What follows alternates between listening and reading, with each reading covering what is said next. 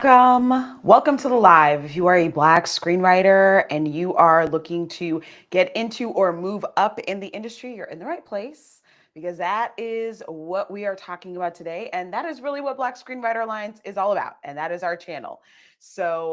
We are talking, this is a new month, it's September. And this month is all of the lives are really going to be focused on exploring different avenues into the industry because in this day and age in the way the industry is now, it is different, and trying to get in is going to involve leveraging different things and different skills. So we're going to be diving into that this month, but today is going to be exploring 9 ways to get into the film and television industry, to work your way into it as a Black screenwriter. And these are not in any way in any kind of order. They are just 9 different episodes, and this is also not exhaustive. So, strap in. We're going to chat about it. Make sure that you like, subscribe, and enjoy. And let me introduce myself. So, my name is Kristen Iris Johnson. I am a showrunner, film producer, screenwriter, and the CEO of Black Screenwriter Alliance, where we bring together emerging Black film and TV writers to elevate their writing portfolio, confidently build industry relationships, and learn to forge your own path in the industry as Black creators, but to do it with allies because we are all about community. And you can check out more about us, our actual community, at blackscreenwriteralliance.mn.co, where you can try it free for 7 days. So let's dive in. This month is September, right? It's September 2nd at the time that I am doing this. And so our month is going to be focused on, our live streams are going to be focused really on like exploring different ways into the industry, what different ways into the industry can look like, and getting out of the idea of like just traditional ways in, because it's very easy to get stuck thinking that there's only 1 or 2 ways into the industry, like getting repped or sending queries. But the truth is that there are many ways to get into and move up in the film and TV industry. You just have to be as open and inventive and relentless in forging your own path. So, and also understanding that it is, especially nowadays, it's going to likely take different efforts. It's not just like one effort or one direction. It's going to be putting effort into multiple avenues and letting that be a way of moving you into and moving up in the industry. Now, what I think is also interesting about having this subject matter today is that I just heard of this term, the great lock-in. Have never heard of this. I just found out about this today, and it is related to the period from September 1st to December 31st. So it is the last 4 months of the year. You're coming off summer. For people who are in school or who have kids who are in school, this is sort of like a big shift because now they're in school. There's kind of like a ramp up for businesses. There's a lot of ramp up in, Q4, which starts October 1st. Q4 starts October 1st. It may be different than your fiscal year, but um, there is kind of like this ramp up of energy and like this focus of energy, which is why I really felt it's funny, I didn't know this term, but this is actually why I felt like, oh, this is a time for us to focus on this. So we're focusing on it inside the community, we're focusing on it here in the channel. And it's because I have felt this. Like I have felt that September comes along and it's like, all right, now it's time. Like people come off summer, off their partying, off their vacations, off whatever they were doing, and they're like, let's go. And that's the energy that I feel, even though I ain't go on vacation. But that's kind of the energy that I always feel. It's September. Like it feels like it is a ramping up time. I even think when I was training in martial arts and training for black belt, like black belt training was all the time, but like then you hit September and it's like we're about to test, and it's even like a bigger ramp up from there because the testing was usually in September and October. So this is a good time for that. But I want to mention this because there's a kind of energy at this time of year of like a ramping up, of getting focused. Also, it's Virgo season. I'm a Virgo. My birthday's coming up. And so we're in the middle of Virgo season. I think that also is probably part of it, is like you get to September and it's like, all right, let's go, let's get focused, let's get organized, let's move it forward, let's get rid of those old habits, etc. So if you haven't heard of this, look up the Great Lock-In. I guess you can, it seems kind of free form, there's not like specific guidelines to it, but there is a mentality of locking in on what is it that I want to do? What are the changes that I want to make? You got 4 months, and there's a lot that you can do in 4 months to make a shift for yourself before the end of the year. So I feel like this is a good time to be exploring this topic and diving into actually really looking at what are the different things that I can do to move myself into or up in the industry that I either have not explored yet or have not really given a full effort to.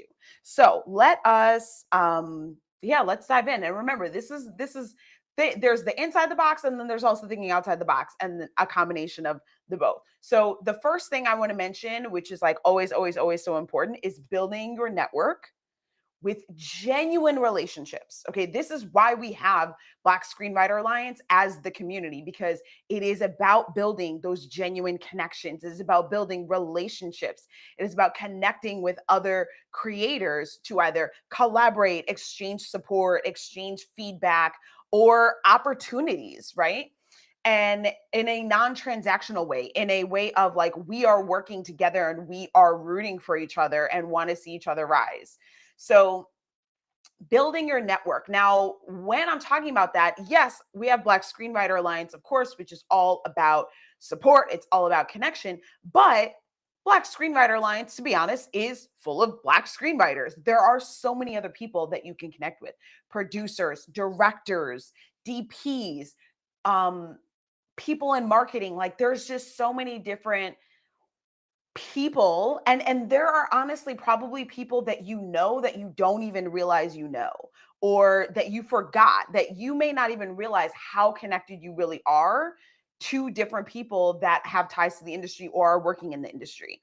So it is important that you're building, I'm going to say building your network because that's a term that we all know, but I really want to emphasize that I am talking about building genuine relationships with people, building real connections, building friendships with people.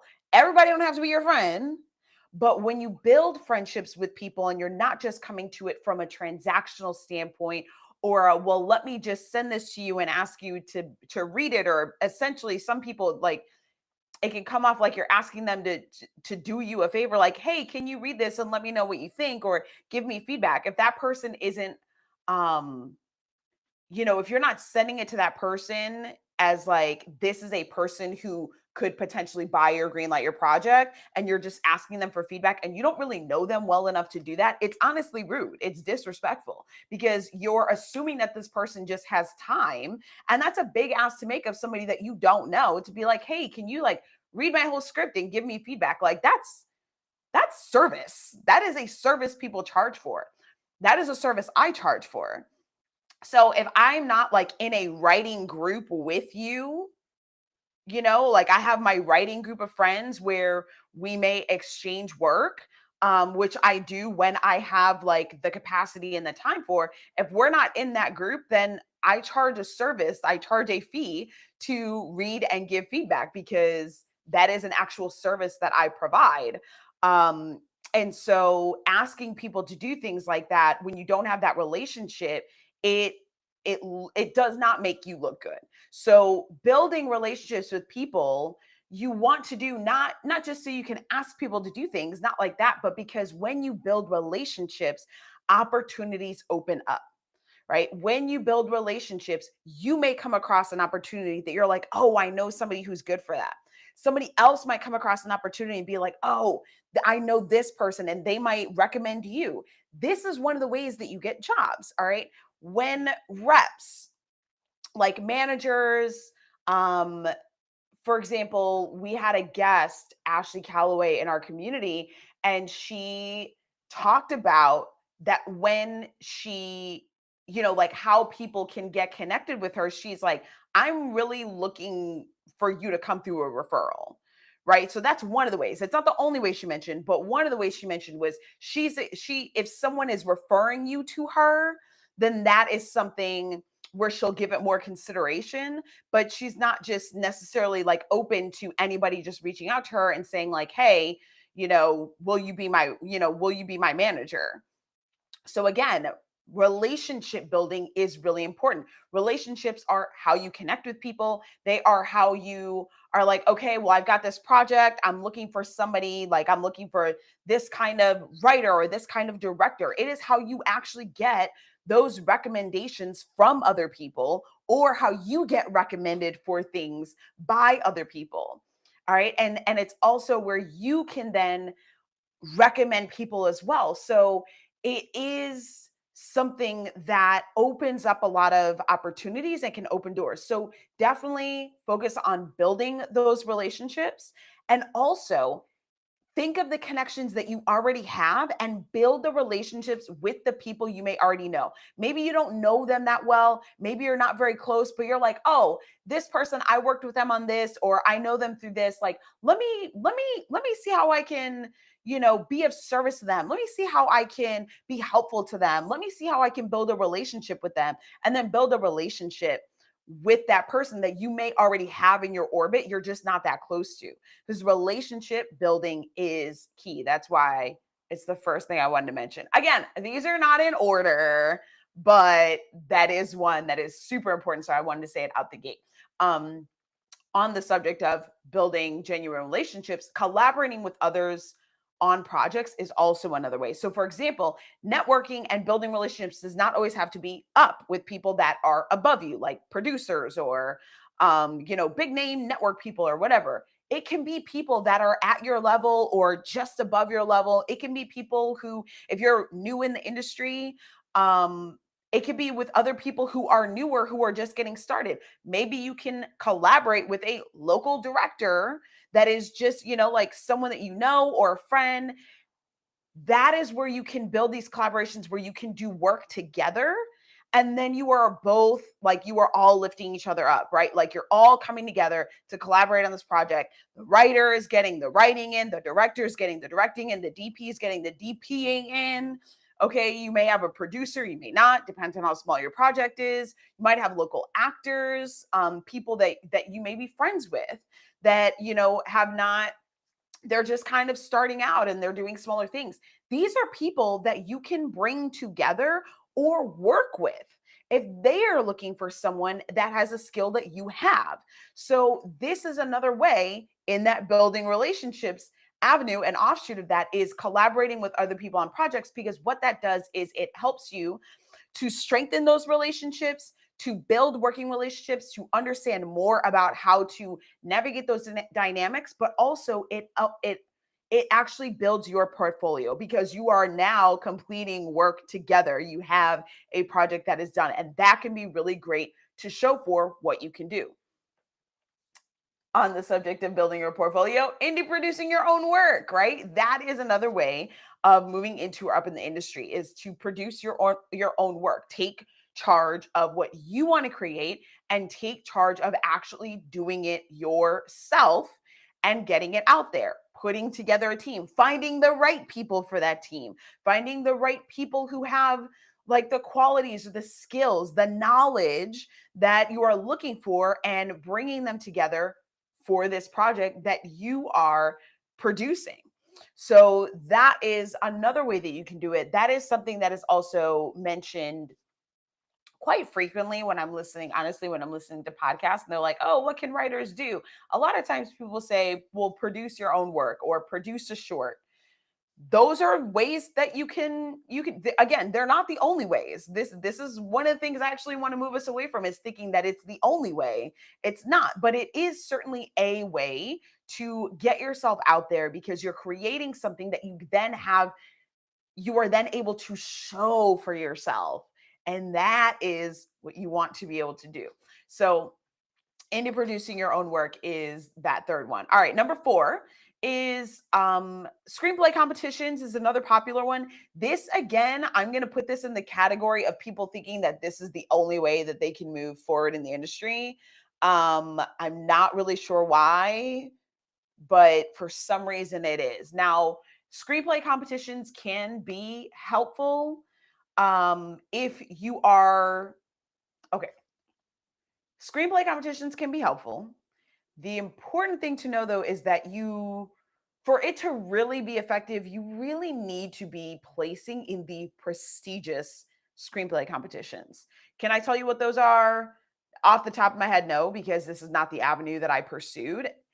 But you do have to y- there are a lot of screenplay competitions out there, and there are a lot of scams. A lot of these screenplay competitions are money grabs. They don't really have any prizes. You don't really get anything at the end. It is just a way for, honestly, for them to collect your dollars, and then maybe you'll get a laurel. But if this screenplay competition has no prestige, if it is not connecting you to anybody, if the prize is great, you get a laurel and you get to say that were final, what's that really going to do for your career? For most screenplay competitions, it's not going to do shit for your career because that's not a prize, right? And so I'm actually going to give you an example. I had um a member last year. Yeah, it was last year. She was in my community and she was I remember reaching out because she was feeling that she did a pitch. It was a pitch competition. It wasn't a screenplay competition, but she had done a pitch competition and she was like, she had gotten to like semifinals and then, she didn't make it past that and she was feeling down. And I was like, okay, what is the prize for this? Right? Like, what do you win if you win the pitch competition? And she's like, you get like number one. And I'm like, okay, but what does that mean? Right? Like, have you looked back the last 5 years of this pitch competition to see if any of those people have actually gotten their work produced? And she had said that there was someone who like continuously wins these pitch competitions, right? Like wins, but he's won like 49 of the pitch competitions, right? And I said, okay, but does he have anything produced? And it was a genuine question because I didn't know anything about this pitch competition. But just from what she was saying, I'm like, girl, what are you getting out of this? You're putting all this time and money into it for what? Like, what are you getting? And when I posed that question to her like that, she was like, no, I don't think he's gotten anything produced. I'm like, so then what's the purpose of you doing this? Are you just trying to have the best pitch for this project and have it go nowhere? Or are you trying to get in the industry? Because if you just want the best pitch, and maybe that's what this guy wants, cool, go ahead and keep spending your money and doing this. But if you actually want to move your project forward, you need to focus on avenues that are actually going to lead you to do that. Because a pitch competition with no prize that is actually, oh, this person's going to look at your work or this is who we're going to connect you to, that's a waste. Like, that's not going to move you forward. And that was a question that had come up in that conversation was like, okay, are these people that you're pitching to? She's like, oh, I have the chance to pitch to this person. I'm like, okay, but is that person looking for work or are they just judging the competition? Because again, there is a difference between I'm judging this competition and I'm gonna take my check and I'm gonna go, and okay, I'm really listening to this pitch and considering if I'm gonna greenlight it. Because if that's not it, you can do it. It's just you need to really explore what is the purpose of you doing this competition. Because it sounds to me from everything that you said that this is not actually leading you anywhere and the prizes don't actually lead you anywhere either. And that is exactly what ended up being the case. And when she looked back at the previous years, they hadn't led anybody else anywhere either. So that was a pitch competition example. I'm not saying, and we're talking screenplay competitions. I'm not saying every screenplay competition is like that. It's not. But there are a lot of scams. There are a lot of money grabs. And you really need to be discerning about which competitions that you submit to and what the actual prizes are. And also, what I would say is to keep in mind, because again, people think that this is kind of like one of those very few only avenues, and it's not, that there are, for the really prestigious ones, there are thousands of people submitting to these competitions. For you to place, you have to beat out a lot of people. Like, the competition is very high. That doesn't mean you can't do it. You absolutely can. But if you keep in mind the number of people that submit versus the number of people that actually come out of it, it actually just doesn't make sense that that is one of the few ways into the industry. It is a way into the industry. It is not the only way into the industry. You can absolutely do it, but I do recommend that you put a couple eggs in some other baskets, meaning find some other avenues as well. And you don't just rely on trying to place really high in screenplay competitions. Because for the majority of people, that's not going to really serve you. All right, another avenue. So moving on to number 5, fellowships and accelerators. These are also prestigious and you have to be really good to get in. But these are programs like the Warner Brothers. Warner Brothers has like an access program. Disney has a program as well. I don't remember what it was called. But these are programs and fellowships that are different from academia, like they're different from schools like USC or NYU, because they are tied to or they are run by the actual studio or network that it is affiliated with. Now, these are really great avenues because they are basically training grounds for working in the industry. And a lot of them will actually connect you with opportunities on shows or programs or with people that these studios are affiliated with. So, really good avenue. Again, very tough competition though. Very prestigious. You have to be really good to get in. But if you do, oh my God, leverage every connection, every relationship that you build in there, make friends with everybody that's in there. Keep those connections going and do your best, like really use that opportunity to not only learn and grow and challenge yourself as a writer and a filmmaker, but also to challenge yourself to, if you're shy, get out of your shy box and go and really like leverage every bit of mentorship that you can get, every connection, every friend that you can make, every person you get introduced to. Try and keep their contacts so that you can reach back out to them and build on that relationship. So those are really good. And there are a couple that are specifically for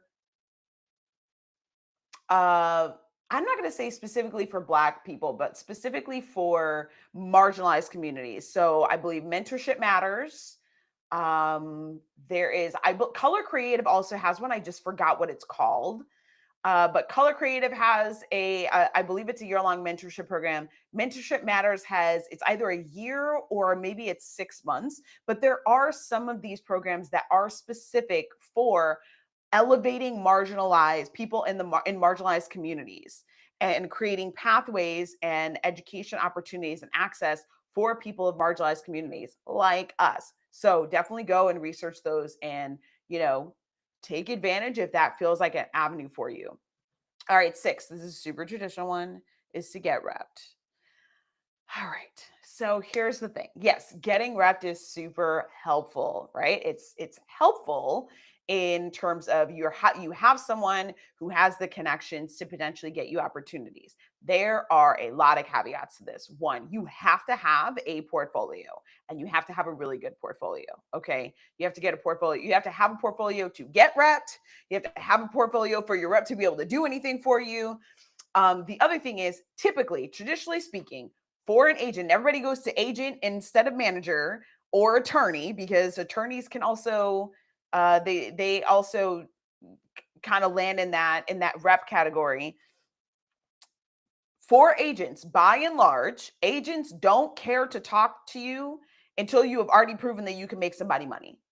Meaning that you have either sold something or been hired for something or several things. Sometimes one is not enough, right? Like they want to know, like agents are for selling you or your work, right? Managers help to guide your career and they help to build your career. Agents are like, oh, let me negotiate this deal and get you this job or get you this deal.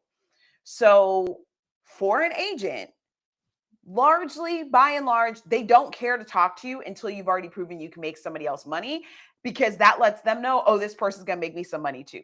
This is actually why a manager can help you get an agent when you have done enough in your career. So this thing of new writers being like, okay, great, I wrote a script and now I'm going to get an agent. Like that's, I'm not saying it's impossible because like anything's possible, but that's just generally not how it works. And one, you would need to have more than one thing anyway. Like too many people are like, I wrote this great script and now I'm going to get an agent to sell it. I'm like, an agent doesn't want to just sell one thing, right? Your agent wants to know that you are bankable, that you can generate money, that you can generate product, that you are someone that they can pitch for projects, and that you can generate good stuff. So that means having more than one thing. An agent is not going to sell just one script, right? So you need to have a portfolio. It's got to be a good portfolio, which you need anyway. And then you also want to have some kind of clout or some kind of backing, some kind of a experience to bring to it. Like you worked on something, you've been hired on something, you've written something, it's gotten produced, it's gotten out there, you've sold something. That is going to help you get an agent. But honestly, a manager, because a manager guides your career, that is probably a better place to start. Managers also, they often want to see you have done something first. A lot of managers are not just going to take you off of, not having done anything. They might, especially if you got like a connect, right? This is why relationships matter. So they might, if you get like recommended to them, they might give you a chance, but a lot of times your reps want to see that you've already done something, which means you got to make something or get hired or something like that, get something produced before they'll really take you seriously. Um, so just keep that in mind. All right. Like really, this is the one more than any of the other ones that I really want to get people thinking beyond. Like think beyond getting right. I have 3 seasons of a TV series on a streaming network that the 3rd season was nominated for a GLAAD award this year. I've never had a rep. I've never had a rep, I've never had an agent, I've never had a manager, right? And I was able to make that happen. And that is, so like this idea that like you have to have a rep, it's just not true. And if you think that the only way you're going to move is to have a rep, you're not going to move. You're not going to move. So definitely, I'm not saying never get one. I'm saying think of all the other avenues and explore all the other avenues, and not just focus on getting a rep, especially if you don't have anything yet to show as far as experience, work produced, or having worked on some kind of show or project like that. Look for other things. Now, moving outside of the traditional avenues, let's go. Um, One of the things you should definitely, I definitely recommend is leveraging other skills to find work in adjacent roles, right? So yes, this is I'm speaking to Black screenwriters. We want to write, we want to sell projects, we want to work on TV series, whatever it is, you want to be a writer in the industry. And the vast majority, if not all of us, are like, I want that to be my full-time job, which is also, especially today, not impossible, extremely hard, and for most people not realistic. But I digress. Leveraging other skills, there are other ways to get to the writing part of the job, right? For example, if you are like really really good with admin, you're really organized, maybe you could try being an assistant or a PA for a producer, because producers do a lot of stuff. They need organization, they do a lot of paperwork, there's a lot of admin crap. So maybe that is something that you can leverage. If you have good marketing skills, maybe that is something you can leverage when it comes to helping market an indie production. That can get you in connection with projects. So think of whatever skills you may have, and it may not be something as obvious as that. Like, who knows? It could be something else. Whatever it is that you're really good at, think about how you can use that in a way that might be able to get you on a project, on a set, even if it's not in a creative role. Maybe you're like, great, I'm the PA and I'm picking up trash on this set, which is actually number 8. So I'm kind of combining number 7 and 8 right now, but really thinking about what are the skills that you have. If you are like a really funny person, right? Like, which Well, comedy is a skill. Yeah. So like there's a natural, like there's some people who are just really funny, but if you're a really funny person and you've got comedic skills, like maybe one of the things that you can do is like do content online. Like maybe you've got funny videos and it's not something that is necessarily going to directly get you a job, but it is something that gets you out there that can build your following and that can open up opportunities. You just don't know. So leveraging other skills, see where you can get in adjacent roles. Um, if you are an actor, like let's say you're a writer but you've also done some acting, maybe you could be a casting assistant. See where you can be on a production and work in the casting department for like an indie production. Can you be a casting assistant, casting associate? Like what can you do that can be of use in that way, and that can get you in, and now you're meeting people, you're working through production, you're understanding more about how that process works, and that is going to build things up for you, both from an education standpoint and experience standpoint. Is it writing? No, it's not. Is it in film and television? Yes, it is. Is that what you want to do because you said you want to break into the industry? Just saying, something to think about. Okay. So that's one of the things you can do. That's very tied to number 8, which is working in other departments on set. Like I said, casting, right? That was a perfect example. Casting that gives you valuable experience and relationship building. Being a PA, yes, you might be picking up trash. Yes, you might be pointing people in different directions depending on what kind of set you're on. But even being a PA, which PAs are like the lifeblood of the like keep the set going, you are going to learn so much about production and how production works, and that is going to inform your writing. You're also going to build, like that is a great opportunity for you to build relationships with other people, to show up fully, to show up wholeheartedly in your role, to do a really good job. People will remember you and they will want to hire you again. I have literally had like I had a PA. Oh, you know what? We're gonna talk to one of them later this month. We're gonna talk. I'm gonna do a dual live with someone later this month. But I'm gonna give you a different example so I can save that story for there. There was a PA. There was someone who they were recommended, again, relationships. They were recommended to me from someone from BET, and it was like, I don't know, their friend's son or something was like in college, worked, like really, really wanted to get on set, was like, I will do anything. I will work for free. Like, I just want, and he had no experience on set. He was like, I will work for free. I want to be of help, and I want to learn. And he was like super enthusiastic. And I was like, all right, cool. So we got him on set as basically an intern PA. So, he didn't have like any experience, but he was there, he was learning, he was helpful. And like he was so helpful and just enthusiastic and such a like a delightful person to work with, that when it came to shooting Wicked City season 1, I was like, he was like, hey, I heard you've got this show coming up. Like, is there any way I could work on that set? Like, I'll do my own travel, blah, blah, blah. And I was like, let me see. And like, I wasn't the one hiring crew for that production, for Wicked City, but I did connect him to the producer and was like, hey, this kid's really enthusiastic. He really wants to work on this production. He's good at like following direction. He just wants to learn. He's going to be a really good person to have on set. Like whatever it is you give him, he's going to get it done. And so he was put on that production, right? Like he started on one, he did a great job. He was enthusiastic. He really wanted to continue. And I found an opportunity for him to continue on another production. So working in different departments allows you to, again, build those connections, build the experience, build the knowledge, and that can move you into different apartments. That can move you into different departments. It can move you up in department. Like there's so much more opportunity that opens up for you when you can get on a production in any avenue, really like any avenue that you can.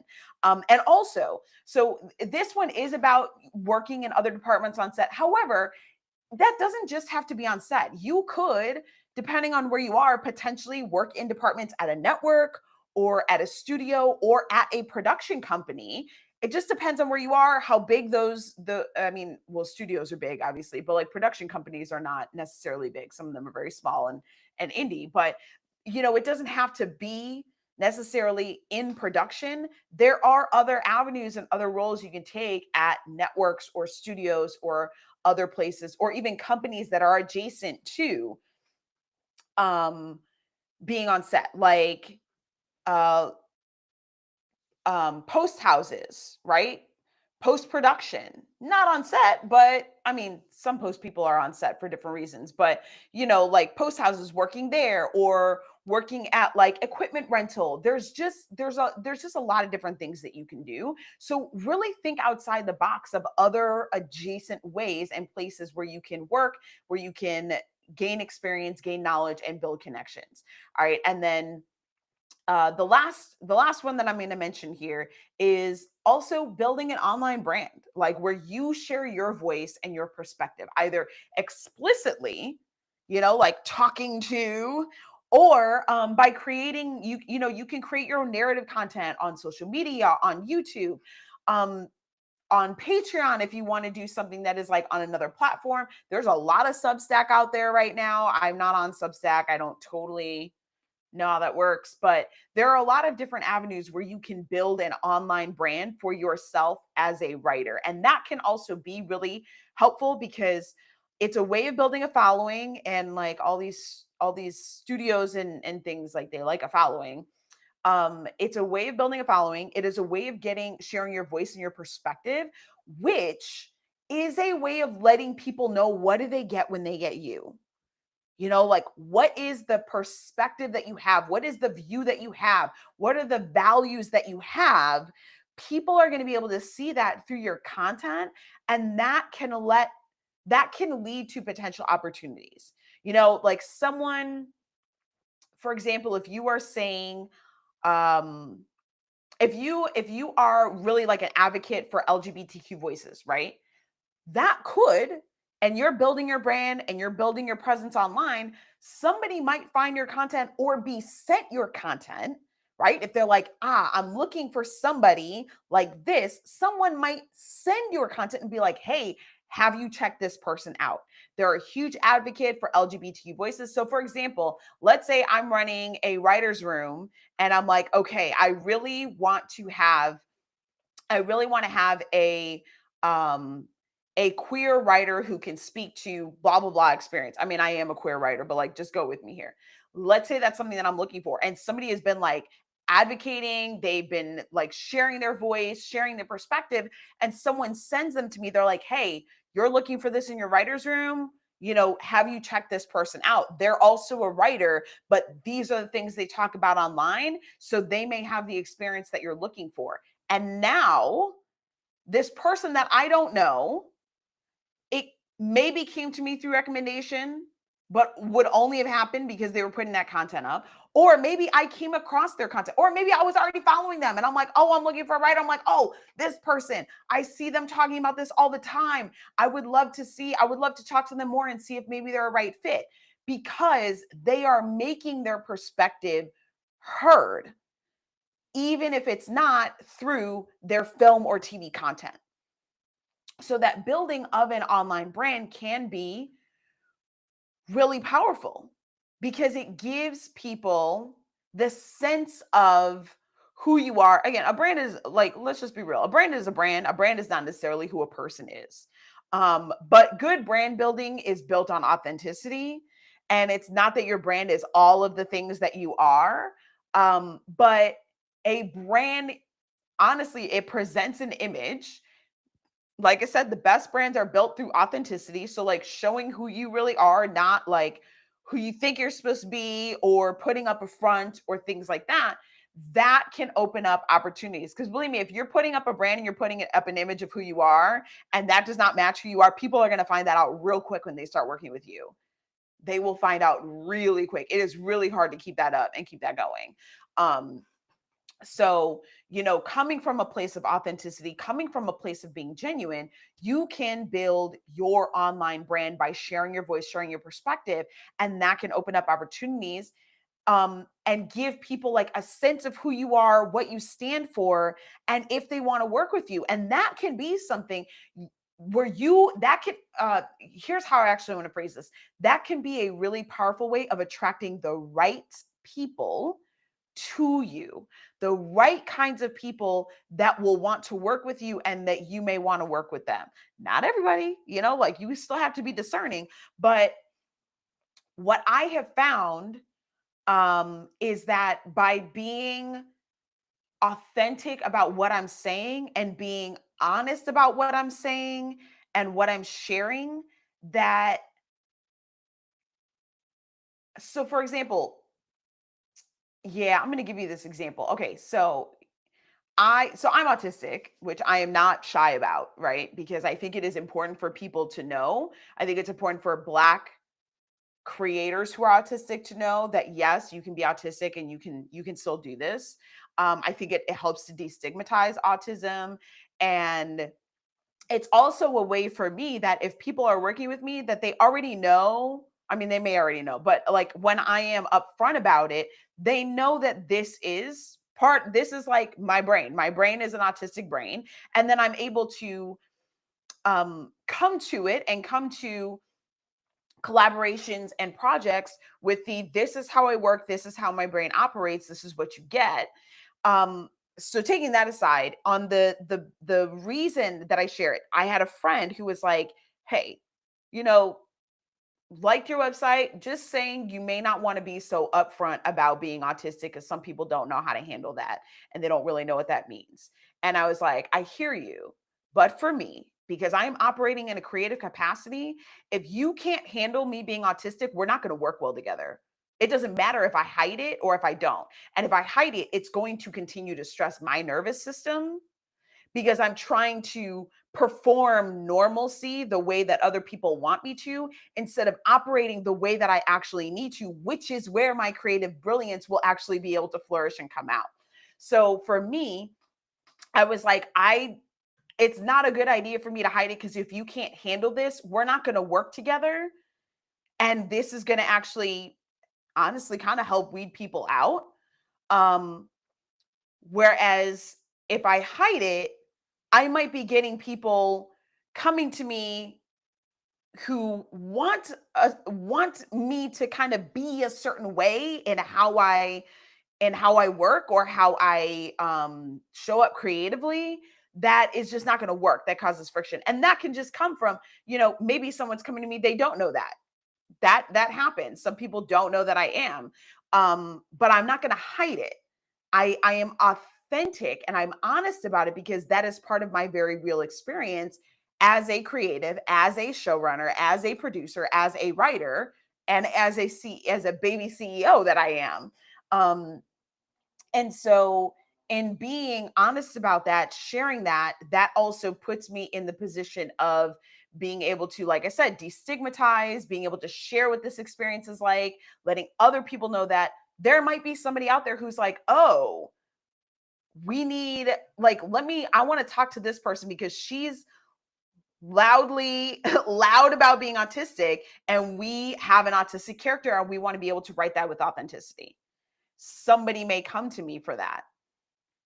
And actually, because I am honest about these are challenges I have, that has come up before, with someone where they're like, well, you're also this, and I maybe this is something we can incorporate, and I want it to be really authentic, and I think that you can bring that voice to it, right? So you don't know what is going to appeal to people, what experiences that you're having, what knowledge you have, what qualities that you have, what disabilities you have. Autism, I have other disabilities as well. These are things that when you are authentic about it, and when you are vocal and honest about your views and your perspective and whatever experiences you want to share as part of your brand or your content, that can draw people to you for the unique things that you bring. Maybe it's just, oh, she got a real fiery voice, or he's got a real fiery voice and we like that. When you put yourself out there in whatever way to build your brand, but doing it authentically, it will draw people to that authenticity. And that can actually give you a leg up in a way that just being a writer does not, because anybody can be a writer, but what is unique about you? What is different about you as a person that makes people say, oh, this is the writer that we want? This is the writer that we need. That doesn't just come from you just being a writer, and it's also not necessarily going to only come from your samples. Like, yes, your samples are important, but there may be other things about you that are not in your samples that people can then see and be like, this is the person. Or, oh, I got to keep this person on my radar because I think I'm going to have a place for them in the future and I want to be able to reach out. Like, that is where brand building can be really beneficial for you. Now, those those are the 9 things. This live ended up way longer than I thought it was going to be. So yeah, make sure that you like and subscribe so that you get more of these. But those are the 9 things. There is a last thing that I have to mention because it's really important, kind of regardless of what you do. You need to have samples of your own to show. The reason I didn't list this as part of the 9 is because you can have samples and do nothing with them, right? Like, having samples is not a way into the industry. But to get into the industry, you do really need to have samples of your own work. Even if you want to get hired in writer's room, you need samples to show that you can write. You need to have a strong portfolio so that when opportunity comes up, when you've been building this brand and sharing your voice, and somebody's like, yo, thinking, would love to talk to you about a project that I've got, I think you might be a great fit, right? You want to have content to actually be able to share, to showcase what your writing skill is and what your ability is and what your voice and perspective is on the page. So definitely make sure that even with all of these different avenues and any others that you might explore, because there are more outside of what I have listed today, that you are still making sure that you are writing, that you are working hard on your craft, that you are improving your craft so that you have excellent writing samples to actually share when opportunity comes up. All right. So as we finish this, it's really important to understand that this is not just about a single action path. Like, I'm only going to do screenplay competitions. I'm only going to look for a rep. Like I said, those are like not the best ones anyway. But this is really about exploring what are all the different ways that you can, and then what are the right ways for you? What are the things that you can start moving forward, or if you've already kind of started them, to like really go harder with them now, and finding a multi tactic approach. All right. So that you are coming from, your way into the industry will likely come from employing a combination of actions and pursuing different avenues. So next Thursday, actually, we are having a workshopping call in Black Screenwriter Alliance. It is to help you leverage your unique skills, experiences, and your personal connections to get into the industry, right? So this is a call where we are coming together and you will actually be workshopping what are the things that I have done, that I'm good at, that I can leverage, and what are the ways that I might be able to leverage them so that you can actually think outside the box and figure out what are the right actions for you to take. And you will also be doing that in an environment with other writers, which means that you will be able to workshop together and build connections with each other. So that is going to happen next Thursday, September 11th at 3 p.m. Eastern, inside the community. Make sure that you come and join us inside. Like I said, you can try it 7 days for free. blackscreenwriteralliance.mn.co. Come check it out. Join us so that you can join for that workshopping call and get a little more clarity for you specifically, how you can leverage these different tactics and what might be the right avenue for you. And yeah, make sure that you like and subscribe as well, because I'm going live all month and we're going to be talking more about these different avenues and exploring these different ways into the industry. So yes, go ahead, start your trial. Come join us in Black Screenwriter Alliance, and we'll be doing that workshopping call next week.